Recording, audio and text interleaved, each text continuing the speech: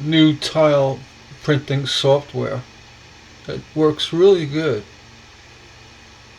You enter the size. So you want 12, well, 14. And then it'll pull the pages together for a preview. You could set margins.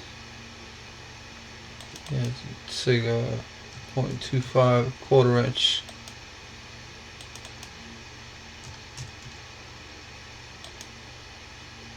And the margins will give you a little edging where you can overlap, or you could do away with it. Just hit 0. Just put the pages together like that.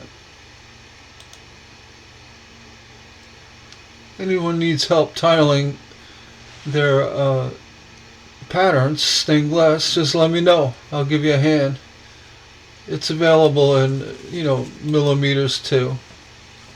So if you're European, we can do that. All right. So just let me know.